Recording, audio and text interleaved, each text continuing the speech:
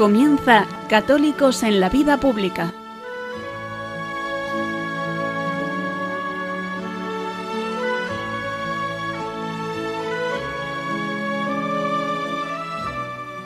Un espacio dirigido en Radio María por Luis Zayas.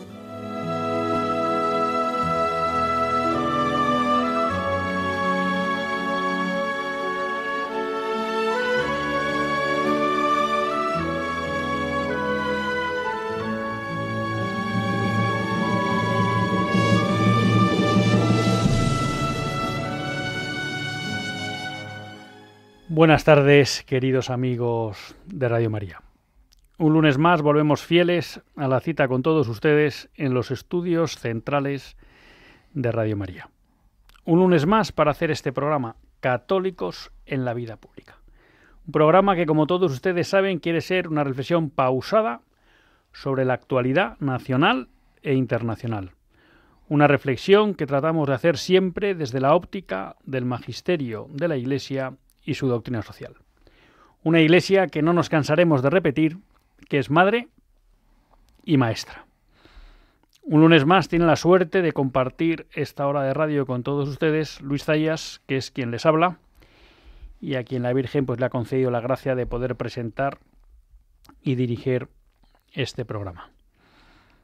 Un lunes, bueno, que como ven un poco, cambia un poco el formato porque no hemos hecho editorial, porque una vez más pues tenemos la suerte de contar con un invitado, así que ustedes se ahorran el estarme escuchando a mí 50 minutos, y que nos va a hablar de una cosa que quizás es conocido por todos, porque lo que queremos es hablar de Cuba, pero creo que con el conocimiento que tiene de Cuba nos va a descubrir facetas que quizá para el común de los mortales no son tan conocidas, porque uno tiende a pensar que Cuba es una isla en el Caribe, una isla empobrecida por la dictadura castrista, por el comunismo, con una gran falta de libertad, pero uno tiende a pensar que no juega otro papel en el mundo. Y cuando uno se acerca a la realidad de Cuba que se cuenta en un informe que ha publicado el Centro de Estudios, Formación y Análisis Social, CEU-CEFAS, de la Fundación San Pablo CEU, informe que se llama Las múltiples caras del terrorismo en Cuba, uno descubre otra faceta de Cuba. Y para hablar de esto, tenemos aquí con nosotros a uno de los autores del informe, que es Matías Jové, director ejecutivo de la Asociación Española Cuba en Transición. Muy buenas tardes, Matías. Buenas tardes, Luis. Encantadísimo de estar aquí. Y vamos, un auténtico honor estar en Radio María. Bueno, lo primero, muchas gracias por estar aquí con nosotros en Radio María y por haber venido a Católicos en la Vida Pública. Yo quizá querría empezar preguntándote ¿de dónde nace tu relación con Cuba?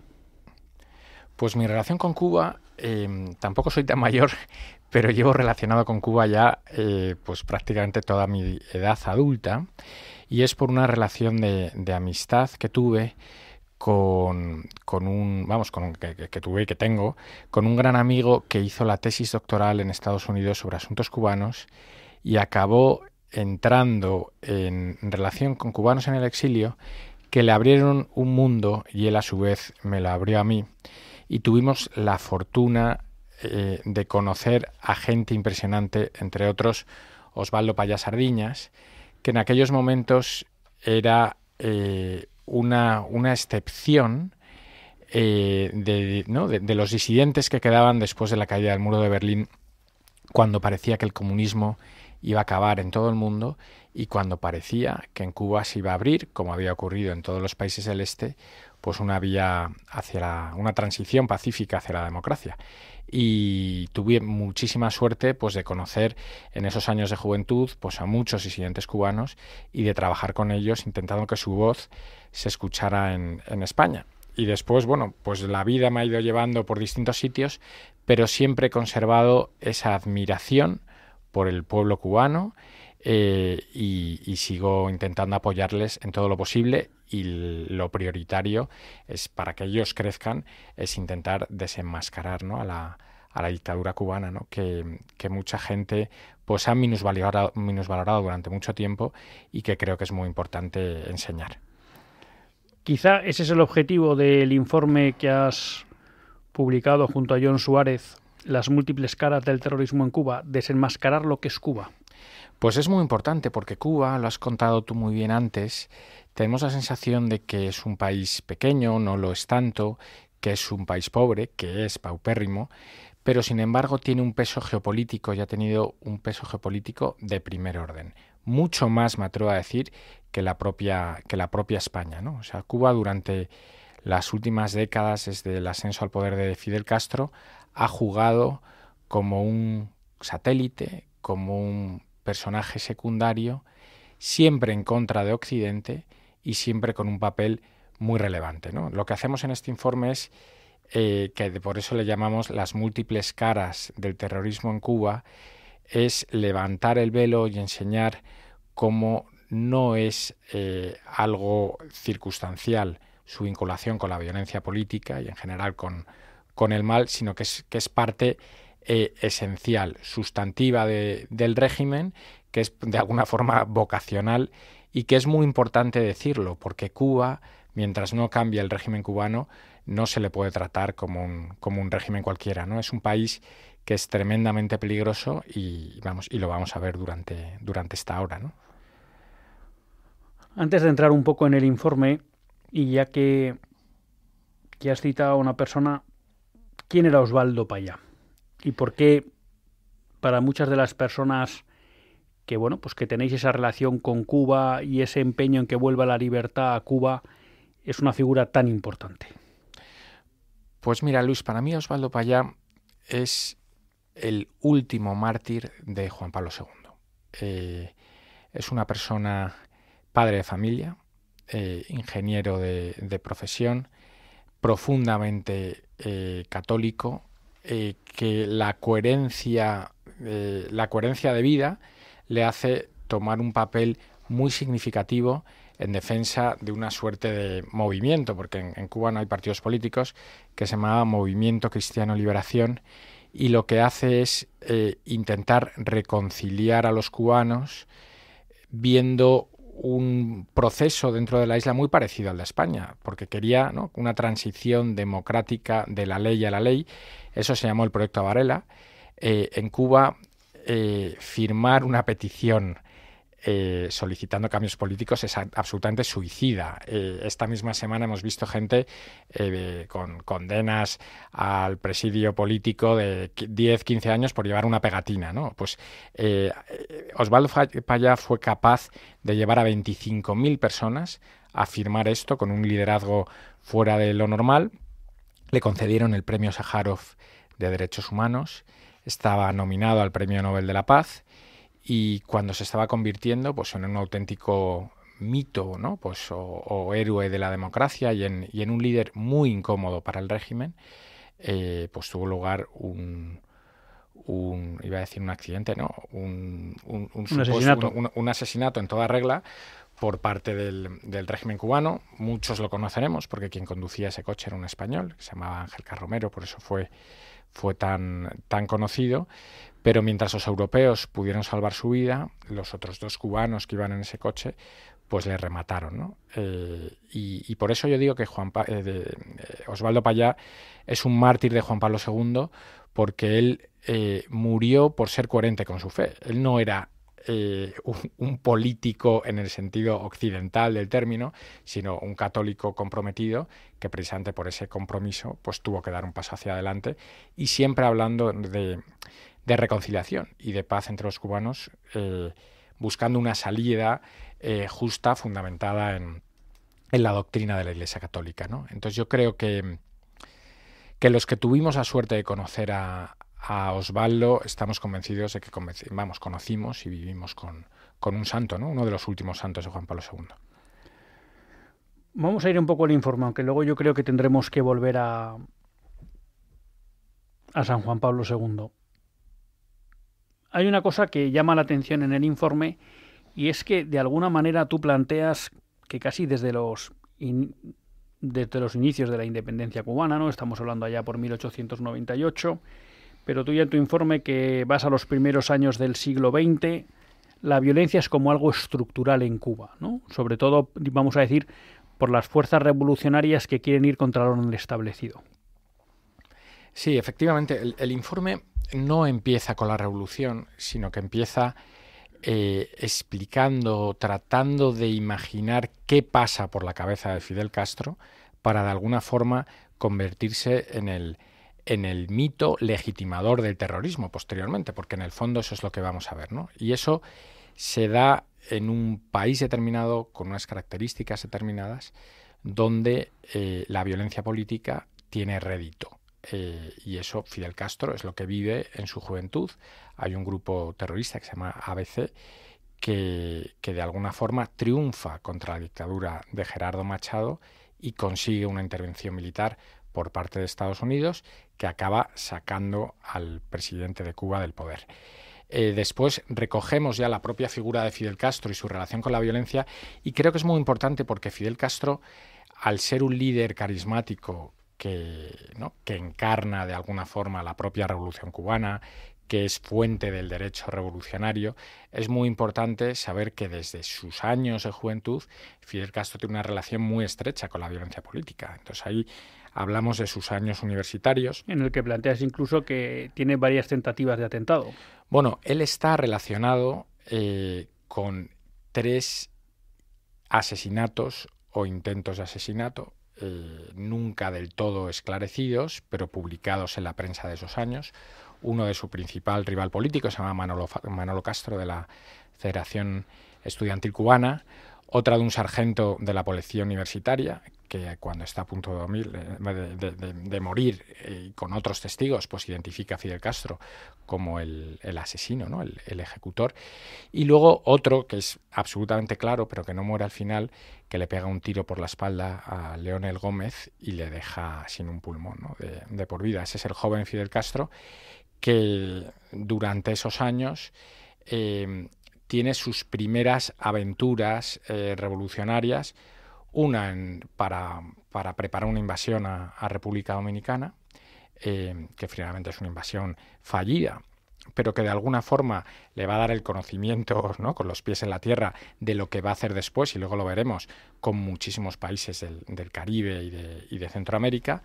Lo vemos también en el Bogotazo, que es un momento en el que los líderes revolucionarios cubanos lo han mitificado hasta límites insospechados, ¿no? El olor a pólvora, ¿no? La primera vez que Fidel Castro entra, ¿no? Estamos hablando de Colombia. ¿Qué años estamos hablando? En el año 48. Todavía, o sea, Fidel antes Castro, de la revolución antes de la revolución cubana, ¿no? Que él está en Bogotá. Él se va en una delegación estudiantil financiada secretamente por Perón para movilizar fuerzas, por así decirlo, contrarias a la OEA que se está creando en ese momento, ¿no? Entonces ahí se produce un asesinato al líder del Partido Liberal Colombiano, y Fidel Castro, en lugar de quedarse en casa, ¿no?, como haría cualquier extranjero en un país que no conoce, pues sale, incluso consigue un arma en una comisaría y se altera absolutamente, ¿no?, como liderando esa revolución que fue, acabó con muchísimas víctimas mortales, que se llamó el Bogotazo, y que es en la historia de Iberoamérica es un punto muy importante, ¿no? Entonces, él tiene que volver a Cuba protegido por la embajada, y ya una vez en Cuba es cuando tiene su última aventura revolucionaria, que es el asalto al cuartel Moncada, que acaba con la vida de 22 militares cubanos, por lo que es cogido preso. Ahí es donde él escribe ese famoso panfleto, ¿no?, El discurso de la historia me absolverá, y donde empieza a crear el mito del Fidel Castro, ¿no? O sea, pero es muy importante que en ese momento, que es cuando empieza a construirse el mito, Fidel Castro ya tiene varios asesinatos a sus espaldas y ha participado en distintas aventuras revolucionarias que finalmente serán parte del legado narrativo de la Revolución Cubana, ¿no? O sea que al endiosar a Fidel Castro también lo estás haciendo, ¿no?, con su pasado, que si uno va rascando un poco, pues es absolutamente terrorista, ¿no? O sea, si uno quiere utilizar ese término. Claro, entonces esto nos plantea una cuestión. Vamos a llamar al Castro prerevolucionario de la Revolución Cubana, pero bueno, que ya tiene un intento con el asalto al cuartel de Moncada. Vemos un hombre que es un hombre violento y que legitima el uso de la violencia con fines políticos y que ha participado, o al menos se conoce que ha participado en muertes directas de personas. Vale. La revolución, porque la revolución nos han vendido como un mito, ¿no? Estos jóvenes barbudos que bajan de la selva, de la montaña, en el fondo casi, ahora no me sale la palabra, ¿no? Pero casi bienhechores de la humanidad, que lo que buscaban era liberar al pueblo cubano, pero la realidad, por lo que tú vas mostrando en tu informe, es que toda esa revolución, en el fondo es una revolución terrorista, ¿no? Las dos cosas son ciertas, porque ahí lo que vemos es una doble cara, ¿no? Igual que vemos múltiples caras del terrorismo en Cuba, aparecen también caras distintas. Entonces, en los barbudos de Sierra Maestra, ellos la revolución lo hacen en nombre de la democracia, de las libertades. Cuando bajan de Sierra Maestra y recorren toda la isla, lo hacen rodeados de muchos católicos que de forma incondicional apoyan a Fidel Castro y las reformas que él estaba proponiendo. Lo que pasa es que detrás de esa cara vemos que también en Sierra Maestra se practicó el terrorismo. Hubo secuestros, hubo asesinatos, hubo secuestros de aeronaves y sobre todo, y aquí es lo que te digo, que había distintas caras, el movimiento 26 de julio, que era como el partido político con el que operaba Fidel Castro en las ciudades, practicó el terrorismo de forma masiva. Entonces ahí tenemos una noche, que es la noche del 8 de noviembre de 1957, se produce el estallido de 100 bombas en La Habana. Durante esos años hubo terrorismo a mansalva, muchos muertos en distintas ciudades de Cuba, y que de alguna forma ese terror es lo que favorece también el triunfo de la revolución, ¿no? Lo que es muy interesante de todo esto no solo es la práctica del terrorismo directa o indirectamente, ¿no? Porque ahí vemos dos caras, la cara de Fidel Castro, que a un reportero del New York Times, ¿no?, parecía como el gran adalid de la democracia, mientras a la vez pues se estaban poniendo bombas en La Habana o practicando secuestros. Entonces aquí tenías la doble cara, pero lo que viene después es una legitimación de todo eso, porque a los que juegan el papel de malos durante esos años sobre los que se fundamenta la Revolución Cubana son quienes son ascendidos a generales, y en el caso de los que mueren, porque algunos mueren manipulando estas bombas, son los que ponen nombres a muchos de las plazas, de las calles, de los colegios que todavía están en Cuba, ¿no? Entonces hay un esfuerzo legitimador de la violencia política siempre y cuando sea revolucionaria, ¿no? Porque esto es, y aquí me salgo un poco del guión, ¿no? Pero Lenin, ¿no?, que al final fue como el gran ejecutor del marxismo, o sea, venía a justificar siempre cualquier tipo de instrumento que favoreciera la revolución. Y aquí lo que vemos es que el terrorismo es uno de esos instrumentos. Lo que pasa es que en Cuba ha sido utilizado pues de forma vehemente y sistemática, ¿no? Y como vamos a ver en el informe, durante muchísimas décadas. Hablabas un poco de que en los inicios, que luego es verdad que sí, que de alguna manera Castro siempre ha mantenido como un halo de misterio y de gran imagen, ¿no?, en el mundo, me atrevo a decir, no solo en el mundo revolucionario, sino también en general, ¿no?, como una figura carismática. ¿Cómo es que practicando ese nivel de violencia y de terrorismo pudiera tener ese apoyo de población cristiana, católica? ¿Qué pasaba ahí para que no hubiera esa clara distinción de decir, oye, es que con estos señores no podemos seguir por cómo usan la violencia?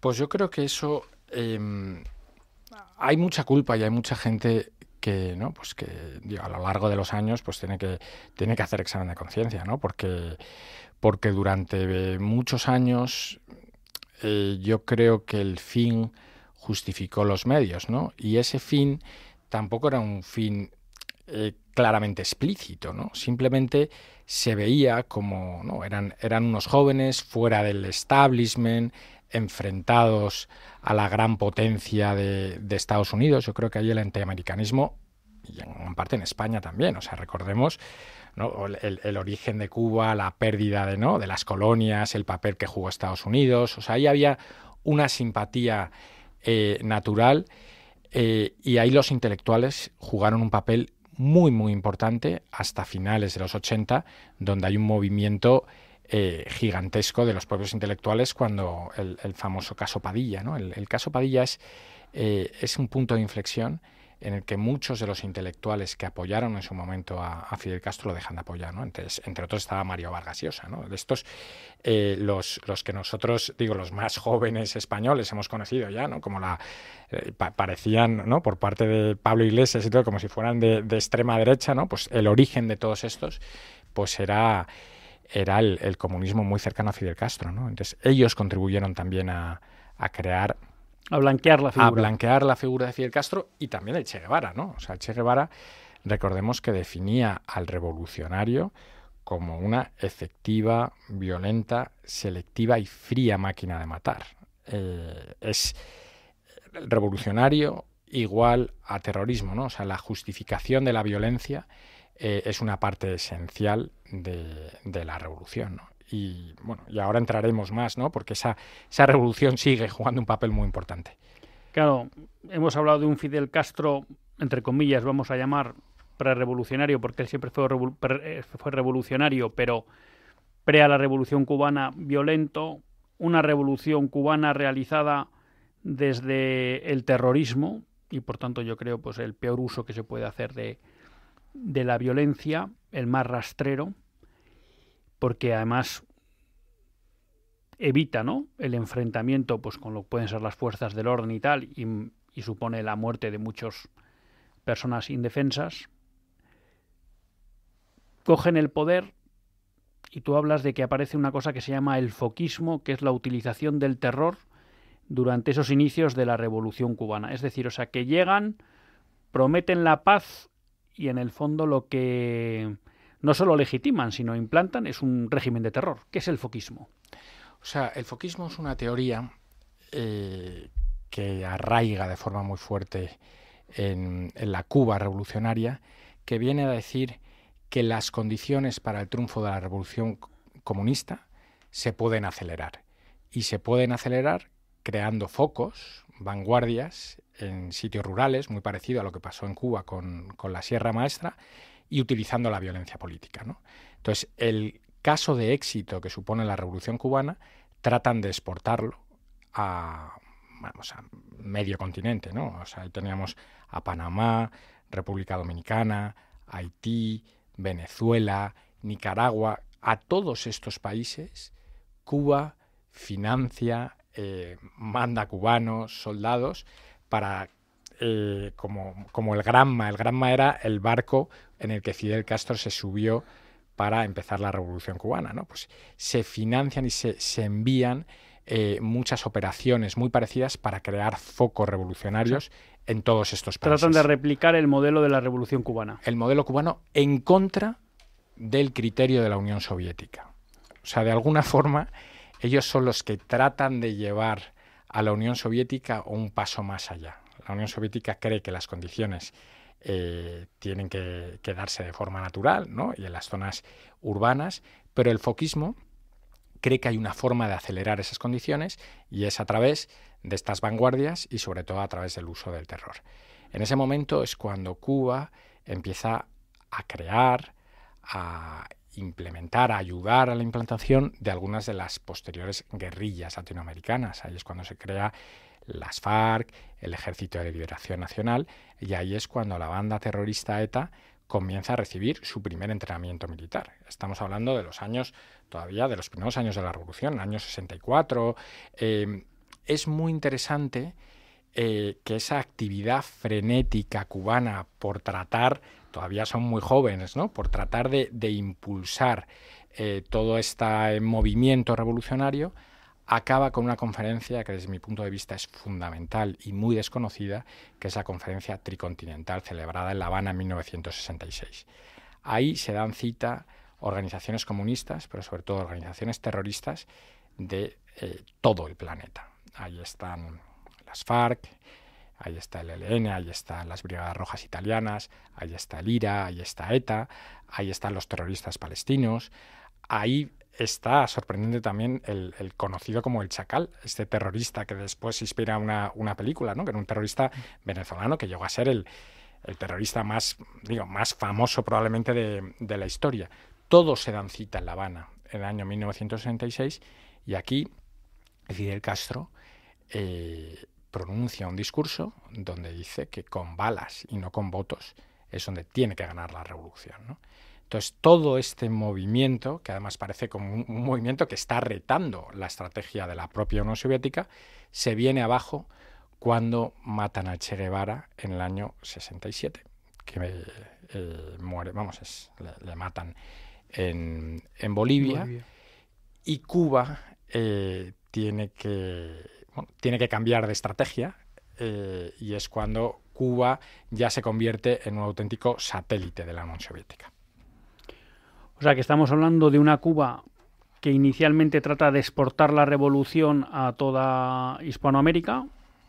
De alguna manera, bueno, pues eso, ese plan fracasa, entre comillas, ¿no? Además se muere el Che Guevara, repliega un poco velas y se queda un poco bajo la órbita de la Unión Soviética. Y ahí, por lo que yo veía en tu informe, aunque tú lo has comentado que ya empiezan un poco antes, es una época en la que fundamentalmente se va a centrar en promover el terrorismo en el mundo, ¿no? Se va a convertir como en el gran centro de formación de terroristas del mundo. Efectivamente, pero eso lo hace de forma clandestina. O sea, cuando Cuba, en esta nueva época, después de la muerte de Che Guevara, se somete ideológicamente, económica y operativamente a la Unión Soviética, lo que va a hacer es crear o construir lo que va a ser el 9º ejército más grande del mundo. Lo que va a hacer es que de forma formal, de alguna forma, o sea, va a tener un ejército convencional que va a servir de sostén a muchas de las aventuras soviéticas, sobre todo en África, ¿no? Ahí van a haber soldados cubanos en Etiopía, en el Congo, en Guinea Ecuatorial, en una veintena de países del África subsahariana, va a estar en Yemen, en Siria, en Irak, en la guerra esta de Yom Kippur en el año 73, aparece una brigada entera de tanquistas cubanos que de pronto descubren, ¿no? O sea, la capacidad cubana de llegar con su ejército a medio planeta se fortalece muchísimo durante esos años.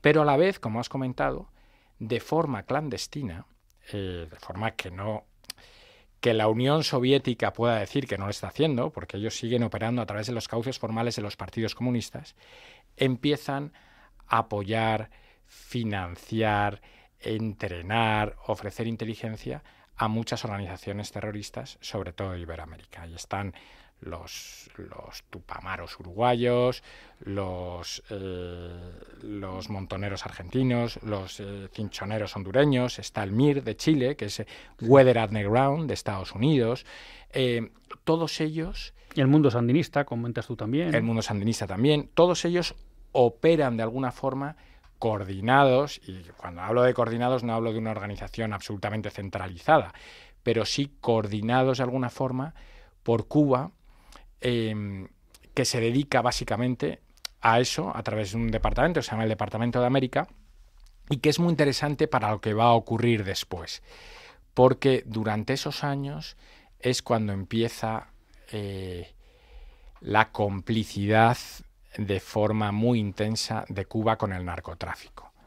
Y aquí es cuando el propio Fidel Castro es quien contacta con Roberto Suárez, boliviano, conocido como el rey de la coca, y Pablo Escobar, también muy conocido por el público español, por varias series que han salido, de Colombia, y empieza a hacer una simbiosis que va a ser muy importante en los años posteriores, después de la caída del muro de Berlín, cuando de alguna forma ya el sostén económico del régimen ha cambiado, ¿no? Porque recordemos que Cuba, durante todos estos años, vive de los subsidios que le llegan directamente de la Unión Soviética, ¿no? que son muy cuantiosos y que esto se cuenta mucho una anécdota de Jorge Edwards, que es este diplomático chileno, que después en España le concedieron el premio Cervantes, muy, muy articulado y muy interesante. Él estuvo durante los años de Allende, estuvo de embajador en Cuba, y cuenta que la primera conversación que tuvo con Fidel Castro fue precisamente para hablar un poco de qué hacía, ¿no? Qué producía la economía cubana. Y hubo un momento en el que Fidel Castro le dijo: Cuba no somos muy buenos produciendo nada, pero somos muy buenos haciendo la guerra. Y eso es lo que hizo durante todos estos años, ¿no? Los servicios que exportaba, ¿no? O sea, los bienes y servicios que producía y exportaba Cuba eran servicios que los estados formales no podían hacer y que estaban muy vinculados, pues, con el terrorismo, con el narcotráfico y con el crimen organizado, como veremos ahora. ¿Qué población diríamos que tiene Cuba? Alrededor de 10-11 millones de personas. Claro, porque nuestros oyentes entiendan las cifras de las que estamos hablando. Tú hablas una población de 10 millones de habitantes, vamos a poner que fuera en 1960, 9,5, 10. Tenía 70.000 soldados fuera, que eso sería prácticamente el equivalente a todo el ejército de tierra de España hoy. Debe andar por los 80, 85. Y en los datos que tú das, dentro de Cuba tenía 225.000 soldados, 190.000 reservistas y 500.000 milicianos. O sea, podríamos decir que era prácticamente un régimen militar, ¿no? Y que le permitía esa capacidad de influencia y de presencia prácticamente en todo el mundo. Sí, absolutamente. O sea, es un régimen absolutamente militarizado, pero más si tienes en cuenta que las brigadas médicas cubanas o los entrenadores deportivos que después ha exportado a medio mundo también realizan una serie de tareas que son de inteligencia, son directamente militares, ¿no? O sea, el régimen cubano es un régimen con una vocación revolucionaria desde su origen hasta o sea, cualquier persona que está dentro de Cuba tiene que operar bajo un encuadre en el que están en guerra, ¿no? O sea, en guerra ellos le llaman contra el imperialismo,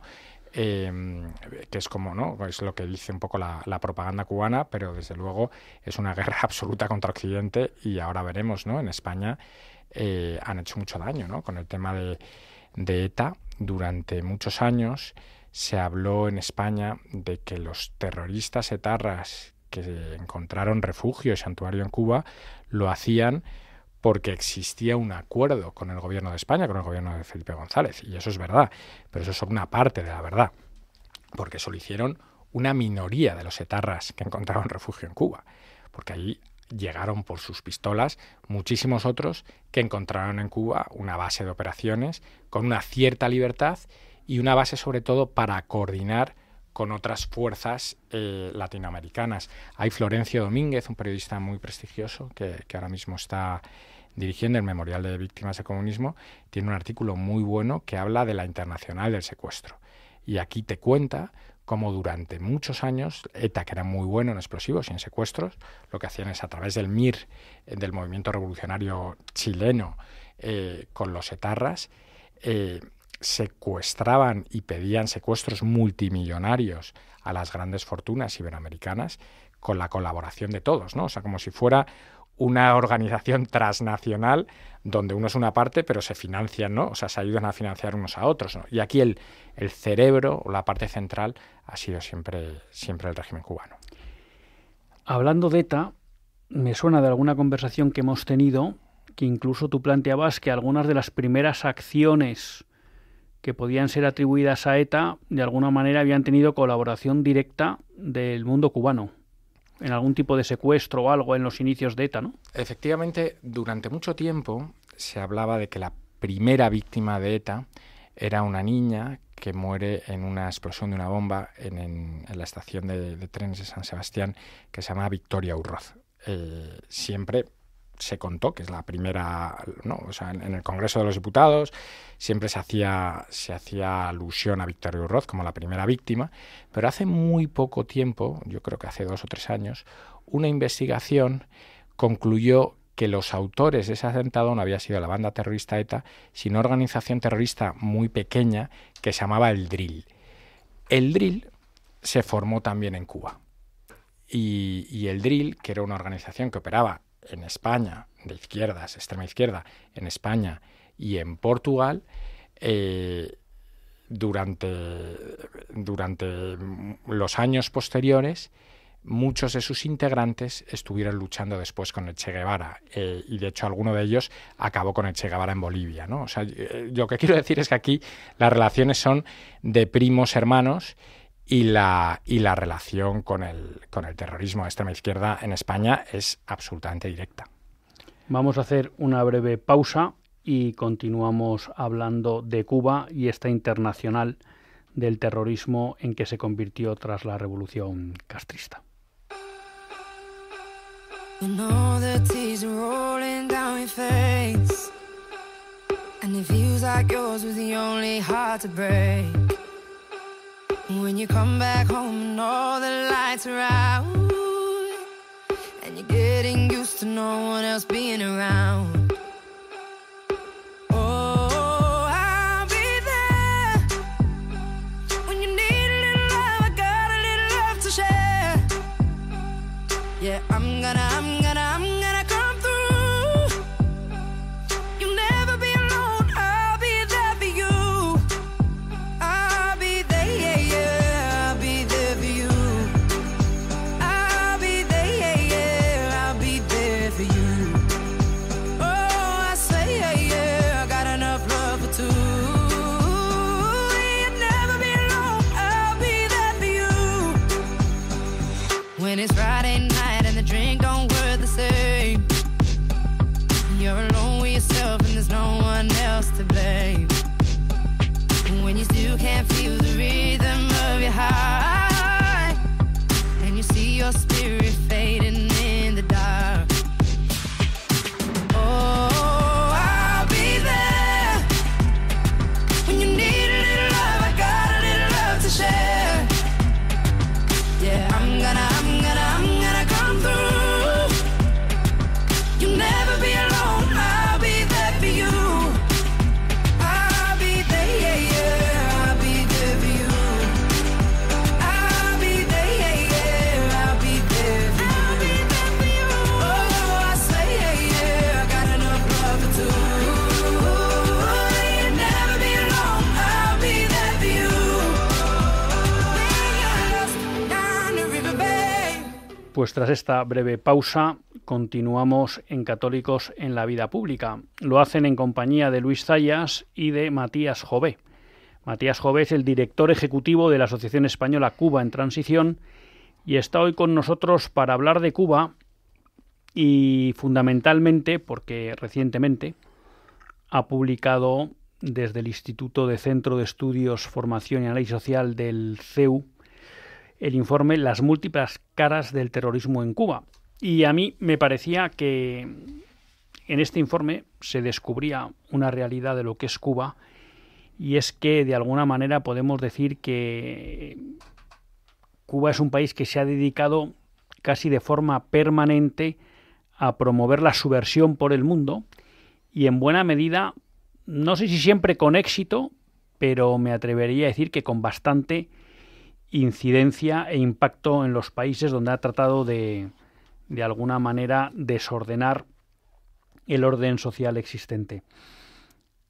Nos habíamos quedado hablando de la como cuarta fase, una Cuba que se pone bajo el paraguas de la Unión Soviética, una Cuba que se militariza fuertemente, que exporta soldados, y a su vez una Cuba que tú decías un poco de manera un poco oculta, lo que hacía era también ser un campo de entrenamiento del terrorismo e incluso una pequeña multinacional, ¿no?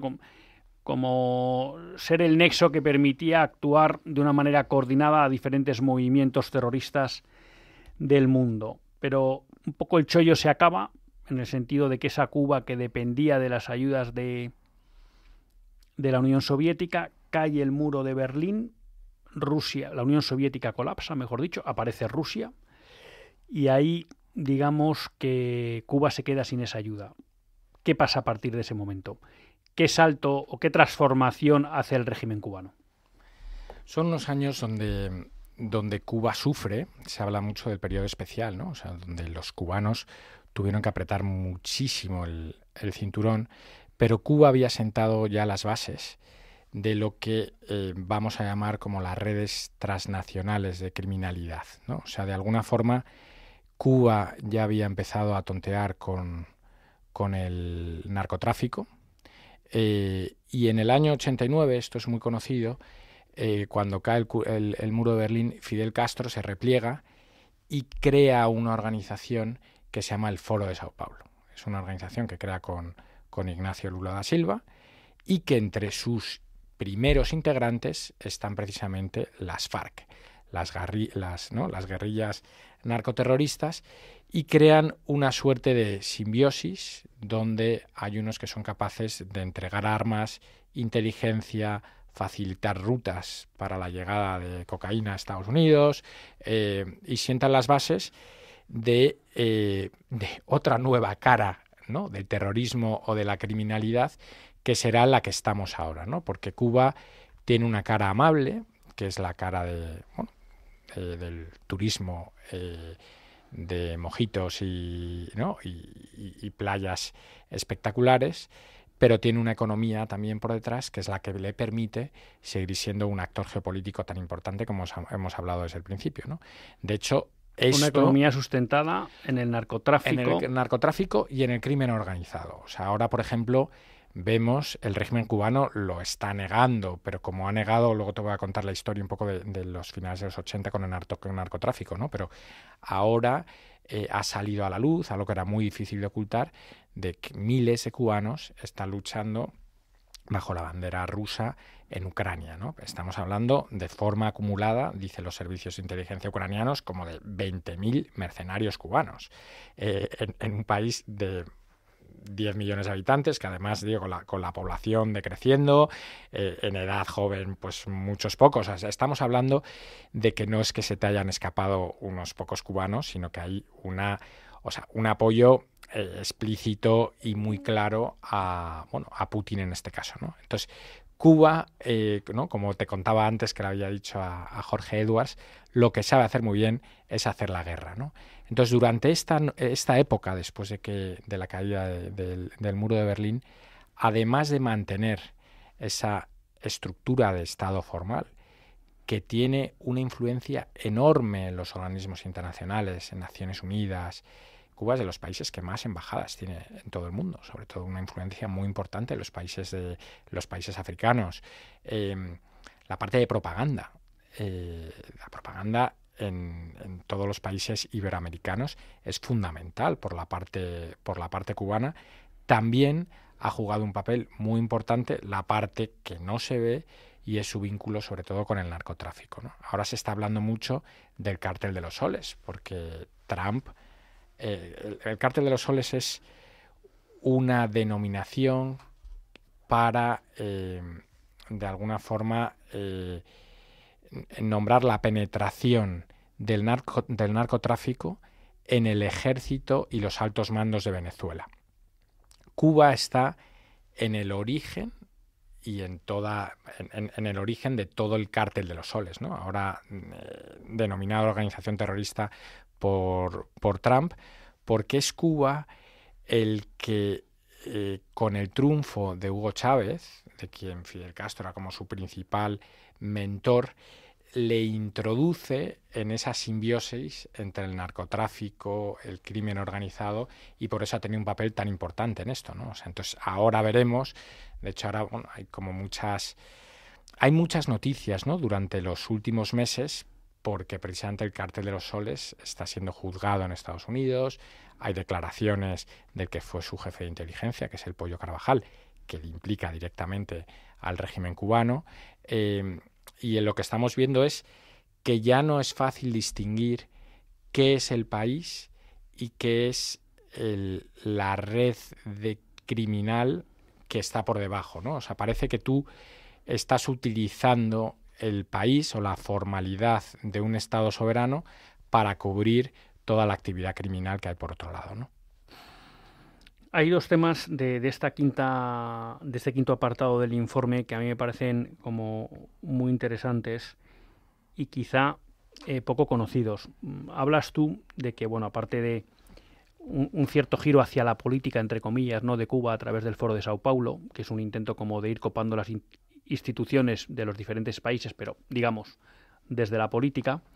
Luego, como un intento de esa cara amable que tú decías, porque hay una cierta apertura a la inversión extranjera, eso permite que entren remesas, mejora un poco la situación de los cubanos, pero hay dos temas que me han llamado mucho la atención. Uno, una forma de financiarse Cuba es exportando lo que ellos llaman médicos y profesionales, muchos maestros, ¿no?, pero que también es una forma de llevar la revolución, aunque quizá de una manera no tan violenta, ¿no?, o que no parezca que...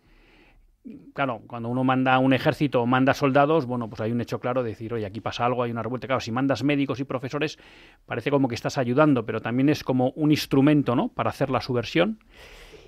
Y luego quería enganchar con otro tema, que es Venezuela. Parece difícil entender el éxito del chavismo sin Castro, sin Cuba, y a su vez parece difícil explicar el sostenimiento de Cuba sin el papel de Venezuela en los últimos años subsidiando Cuba. O sea, se ha generado ahí una simbiosis muy rentable para los dos. ¿Realmente podemos decir que el chavismo y la forma en que ha llegado al control de la sociedad y demás es un producto cubano?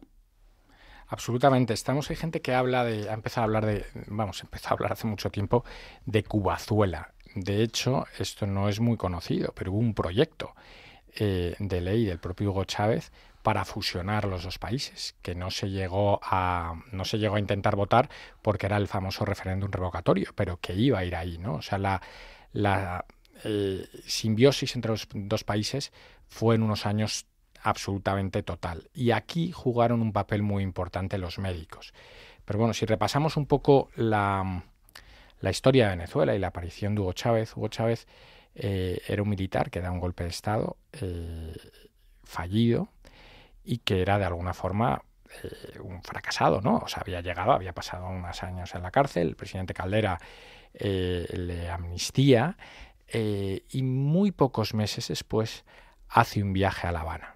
En el aeropuerto de La Habana, en el suelo, ¿no?, en el avión, ¿no?, o sea, digo, en las escalerillas del avión, le espera Fidel Castro y ahí se funden en un abrazo que ha sido narrado mucho tiempo después, ¿no?, porque de alguna forma van a tener una relación como de padre-hijo, ¿no?, un mentor que le va a ayudar a ganar las primeras elecciones, que efectivamente gana de forma legítima y legal el presidente Hugo Chávez en el año 1999, y desde el principio la inteligencia cubana le va a ayudar a ir transformando Venezuela también, entre comillas, de la ley, ¿no? O sea, ir como penetrando todas y cada una de las instituciones venezolanas para ir deteriorándolas y para justificar lo que después hemos visto, ¿no?, ya con Maduro.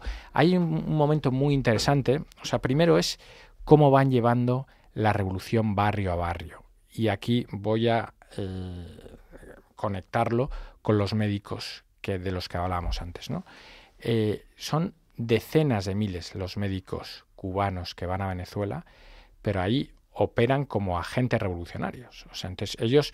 En Cuba hay una cosa que se llama los CDRs, que también tuvimos nosotros aquí en Cataluña, ¿te acuerdas? Con los comités de defensa de la revolución, y es una forma de control social aparentemente muy sencilla, pero que permite llegar muy lejos y sobre todo llegar a la población, a cada uno de los pueblos, ¿no? Y es como todo un sistema de informes e informantes tan dañino, que lo que hace es que la gente corra y le llaman a la manzana, ¿no?, a la cuadra. Tienes que ir a la cuadra para denunciar lo que ha hecho el vecino mal. Lo que pasa es que te pueden denunciar si no denuncias también, ¿no? Entonces, eso es lo que de alguna forma consiguió exportar Venezuela a Cuba con la ayuda de todos los médicos, ¿no? Cuba cobraba muchos petrodólares, pero de alguna forma les metió el modelo cubano a través de muchos médicos, muchos profesores deportivos y mucha labor de inteligencia. Aquí hay un momento muy importante y es cuando se produce el golpe de Estado al propio Hugo Chávez, donde hay unas horas en las que no está en el poder, y ahí Fidel Castro tiene un papel importantísimo y que va a ser el momento, el golpe de gracia a los militares venezolanos, que era la última esperanza que podían tener, y Cuba es cuando empieza a operar como cabeza de la Dirección de Contrainteligencia Militar de la propia Venezuela. Ahora mismo, en el helicoide, que son los campos de tortura venezolanos, se tortura con acento cubano, no venezolano. O sea, quienes operan las redes de tortura, de extorsión, los sistemas los aparatos de represión de Maduro, no son venezolanos, sino que son cubanos. La propia guardia personal de Maduro son cubanos, no venezolanos. Es Cuba, el pez pequeño, quien se ha apropiado del grande, y recordemos que Venezuela es una de los países más ricos del mundo, con más bases de petróleo que ahora tienen que importar, ¿no? Que es lo que a la postre, ¿no?, ha pasado muchas veces con el comunismo, también con Cuba, que tiene que importar azúcar. Cuando Cuba, antes de la revolución, el bar era el que establecía el precio del azúcar en el mundo, ¿no? O sea, y esa es un poco la pena, ¿no?, la pena de estos países, pero que tienen un peso muy importante. Y digo, nosotros como españoles tenemos que saberlo también. En España operan, y en España pues el dinero venezolano a través de la inteligencia cubana pues también ha tenido una incidencia importante. La verdad que nos pasa lo de siempre que traemos un invitado, y es que nos daría para varios programas, pero nos quedan apenas 3 minutos. Entonces hay dos preguntas que no me resisto a hacer. Todo el mundo de alguna manera atribuye en buena medida la caída del muro de Berlín a San Juan Pablo II. Cuando San Juan Pablo II va a Cuba, hay como una esperanza, ¿no?, me atrevo a decir, en el mundo libre, en el mundo católico, de que su presencia pueda ser tan disruptiva como lo fue en el mundo comunista. Y eso no pasó. ¿Por qué crees tú? No digo que no tuviera efectos, a lo mejor de una cierta apertura, tal, pero realmente el régimen se mantuvo consolidado, ¿no? ¿Por qué crees tú que pasó eso? Y luego, ¿qué es lo que buscáis con este informe? Pues mira, la primera pregunta es una pregunta muy buena. ¿Por qué no pasó?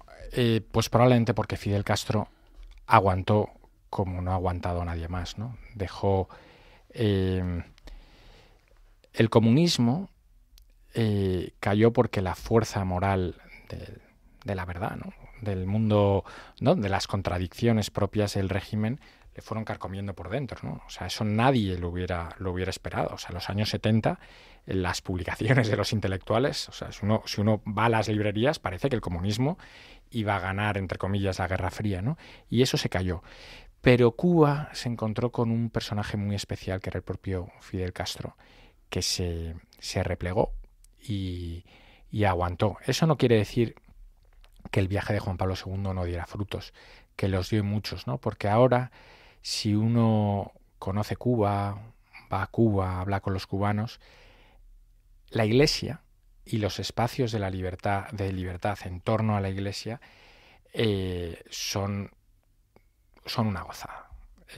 Es un auténtico milagro que haya todavía, después de 6, casi 7 décadas de comunismo, que de verdad es tremendamente invasivo, y todavía se vean, ¿no?, como tantos ejemplos de gente, de auténticos santos, ¿no?, como era Osvaldo Payá. Por eso antes hablábamos de Osvaldo como el último santo de Juan Pablo II, ¿no? Pues yo creo que ese es uno de esos frutos del viaje de Juan Pablo II, pues puede ser precisamente Osvaldo Payá, que escribió y mucho de ese viaje, ¿no?, y de la figura de Juan Pablo II.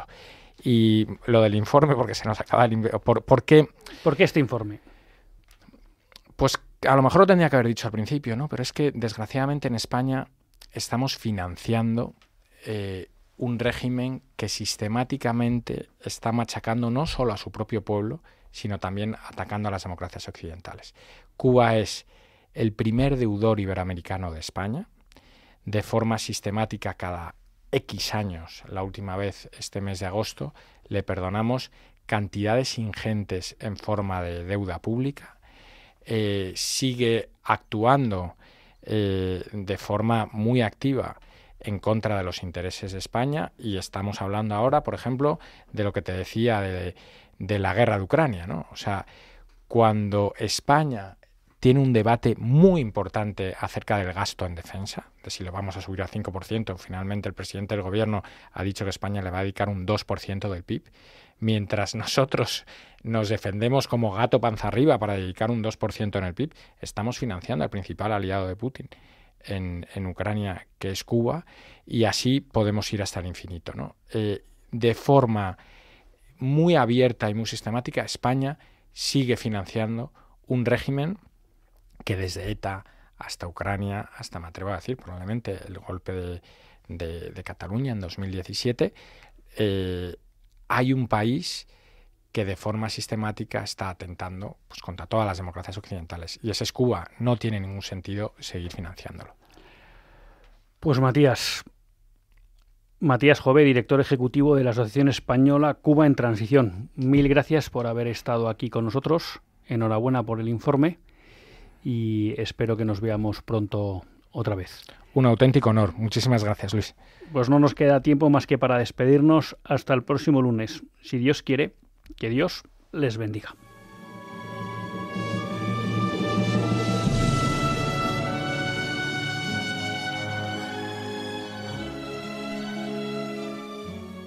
Así concluye Católicos en la Vida Pública, un programa que dirige Luis Zayas.